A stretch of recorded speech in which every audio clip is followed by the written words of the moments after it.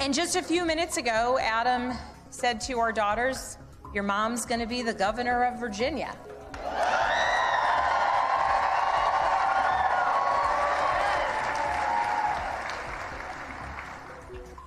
And I can guarantee those words have never been spoken in Virginia ever before.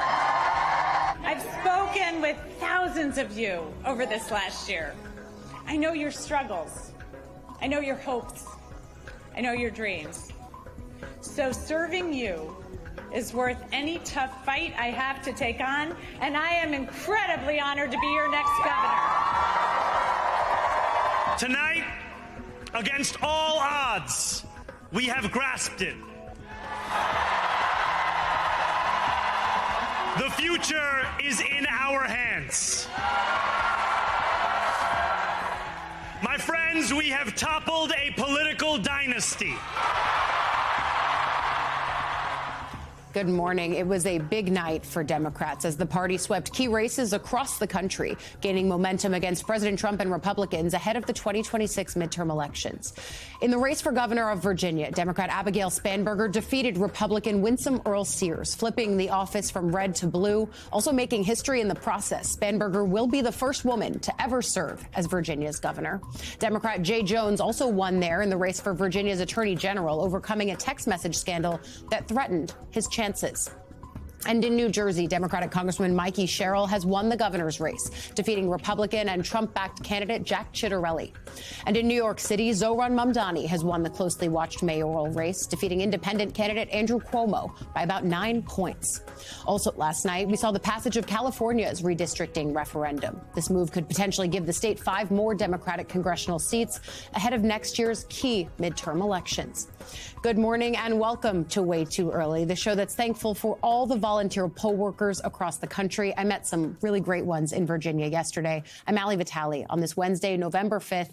We've got a lot to unpack here. Let's dig deeper into this apparent blue wave for Democrats, because we were talking about Virginia, where Spanberger, of course, focused her successful push to become the state's first female governor around the cost of living, as well as the impact of federal workforce cuts and the ongoing government shutdown on the people of her state. Spanberger, a former Democratic congresswoman and CIA officer, worked to tie her opponent to President Trump's policies throughout this campaign. But she also struck a bipartisan tone in her victory speech last night, pledging to be a leader for all Virginians. To those Virginians who did not vote for me, I want you to know that my goal and my intent is to serve all Virginians.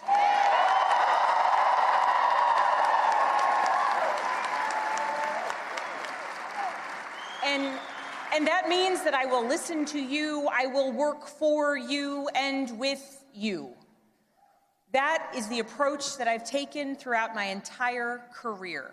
I have worked with anyone and everyone, regardless of political party, to deliver results for the people that I serve. And that's because I believe in this idea that there is so much more that unites us as Virginians and as Americans than divides us.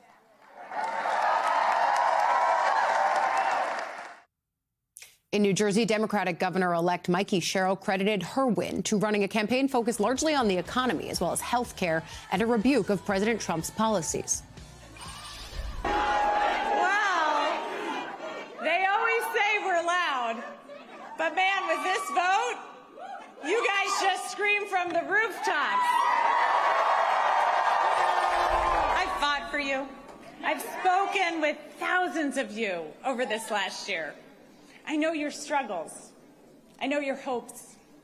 I know your dreams. So serving you is worth any tough fight I have to take on, and I am incredibly honored to be your next governor. Sherrill's Republican opponent, former state representative Jack Ciattarelli, delivered his concession speech to supporters shortly after the governor's race was called. Ciattarelli, who was endorsed by President Trump, shared his disappointment over the loss, but also expressed some hope for the future of New Jersey. I believe in my brand of leadership. I haven't stopped believing because of the outcome of tonight's election. It is my hope that Mikey Sherrill has heard us in terms of what we need to do to make New Jersey that place where everybody can once again feel they can achieve their American dream. And in New York City, Zohran Mamdani spoke to his supporters last night in Brooklyn after his victory. Here's some of what he had to say. New York, tonight you have delivered a mandate for change, a mandate for a new kind of politics, a mandate for a city we can afford, and a mandate for a government that delivers exactly that. Thank you to the next generation of New Yorkers who refuse to accept that the promise of a better future was a relic of the past. You showed that when politics speaks to you without condescension, we can usher in a new era of leadership. We will fight for you because we are you. This is not only how we stop Trump, it's how we stop the next one.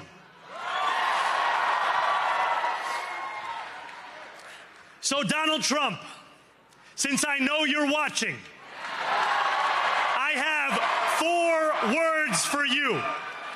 Turn the volume up. You're going to want to turn the volume up for these next 2 as well. MSNBC contributor Mike Barnicle, and also with us, MSNBC congressional reporter Michael Schnell. Michael, we'll start with you because you were in New York last night talking to voters, but then you also attended Cuomo's watch party. What kind of tone did he set in his concession speech? And I think, what was the vibe around New York City? Because this is a sea change for the city. Yeah, Ali, big time. And look, as you mentioned, I was at Cuomo's watch party last night. When he first got in there was a good amount of optimism in the room. I had even spoken to an advisor on Cuomo's campaign who said the team was cautiously optimistic. They were enlightened by the fact that turnout was on track and eventually did exceed 2 million. And they were seeing good numbers in the 55-plus age range, which is a key voting block for the campaign. But then, of course, polls closed at 9 p.m. And it was shortly after that that major networks called the race for Zohran Mamdani, and there was a complete vibe shift in the room. It became deflated. There were solemn and gloomy faces on voters and supporters around the room. And then Cuomo took the stage at just around 10:40 p.m., and he struck a very conciliatory tone. You know, there was at one point that I think was really striking where he said, "I congratulate Zohran Mamdani," and his supporters started booing in the crowd, and he actually stopped them, and he said, "That's not the right thing to do, and that's not us." He said this was their night. But he also defended the merits of his campaign, essentially saying that the reason why they did it was to show a caution sign of what path the city is now taking. Of course, Zohran Mamdani, a Democratic socialist. There was a lot of concerns from the middle of the Democratic Party about some of his policies. And he also sort of gave a veiled swipe to some of those policies, noting his economic positions and some of his positions on public safety. So, a win for Zohran Mamdani last night, truly for the progressive wing of the party, and certainly not what more moderate and centrist Democrats were hoping for. Yeah, I think, Mike, yesterday did show 2 different paradigms of how Democrats can win in marquee races. Of course, Mamdani is, I think, specific to New York, but tugs on the thread of progressives trying to take that message nationwide through people like AOC and Bernie Sanders. And then, of course, you've got Mikey Sherrill and Abigail Spanberger showing that left of center paradigm that really worked well statewide. What was your big takeaway in watching these 2 different versions of how Democrats can win and how that translates going forward? Oh, I had 100 takes. Give us your first 10. I'll give you the first few. Yeah, oddly enough, the marathon, New York Marathon, was Sunday, and so Mamdani's marathon ended yesterday. But it's an entry exam for all of them, for Abigail Spanberger, for Mikey Sherrill, for the new incoming mayor of New York City. It's an entry exam for the Democratic Party. I mean, they had a big day nationally yesterday, the Democrats did. There's no doubt about it. But if they look at the mechanics of how they won, it has, I think, less to do with whether you're progressive or whether you're moderate or whatever. The Democratic candidates yesterday, they met people where they are, where they live, and they talked about issues that are epidemic in this country. People worrying about paychecks, people worrying about their children's schooling, people worrying about, obviously, affordability, which is the whole package. And they know there's something wrong with the language of politics in this country. I mean, the President of the United States, a couple of months ago, you know, at the sad passage of Mr. Kirk, young Mr. Kirk, said, you know, I hate my enemies. I hate my opponents. People don't like that. I get an instinct that people don't like that kind of language. What they do like is a smile. Mamdani walked the length of Manhattan when he was running for mayor, smiling all the time, talking to people about their lives. And I think that's what Democrats really have to focus on. Talk to people where people live.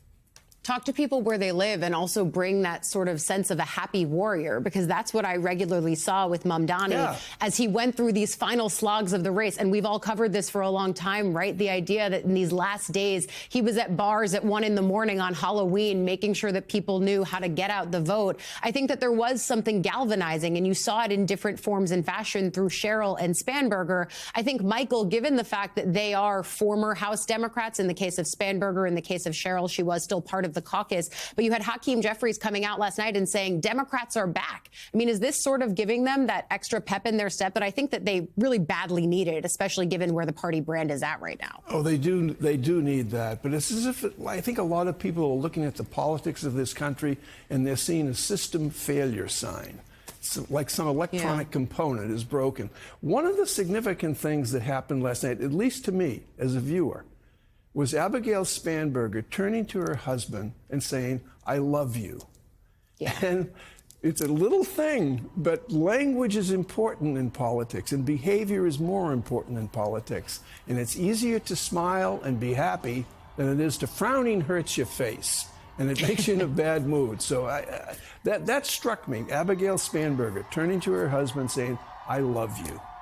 Yeah, and I've covered her for a long time, too. She's always done, I think, a really admirable job of centering her family, talking about her daughters, especially as they make some quips in their teenage years. I mean, I think that kind of thing is really important. And as we look towards the authenticity of candidates, it's something that's so key, too. Michael, final thoughts as you come back to Washington. What do you think Democrats, especially those that we cover in Congress, are going to be saying this morning as they look to now a map that is a little more level, especially after what happened in California? Yeah, to the point you were making before, Allie, I mean, this is the shot in the arm that Democrats needed, right? They've still been trying to pick up the pieces from those crushing election losses back in November. There's been a lot of questions about who's the face of the party. You know, what should the message be going forward? Is it the progressive message or the centrist message? I think that for a number of reasons, Democrats had a good night last night. They, of course, had victories, but they also showed that both the progressive and the centrist message can reap victories. Now, of course, New York City is going to be very different from a place like the suburbs of Virginia or the suburbs of New Jersey. But, you know, as we get this tug and this push and pull about what the true message of the party should be, last night showed that both could work. And then one other thought I have is the government shutdown today entered its 36th day. It's officially the longest government shutdown in U.S. history, shattering the record that was set back in 2018, 2019 during the first Trump administration. There's a lot of questions of if it could end this week. And I know we've both reported, Allie, and our team up on Capitol Hill about maybe some light at the end of the tunnel emerging. Well, last night, President Trump said the only reason why Republicans lost was because, A, he wasn't on the ballot, and B, because of the government shutdown. So if President Trump is framing last night's losses for Republicans as, or from on the flip side, wins for Democrats because of the government shutdown, I'm really curious, and I know we'll be asking later today if that's going to change the calculus of some of those Democrats up on Capitol Hill. Yeah, how that changes the calculus, if it does, and as Republican senators are once again going for breakfast at the White House this morning. A lot for us to follow. MSNBC congressional reporter Michael Schnell, get back here. We need you. Mike Barnicle, thank you as well. And we're going to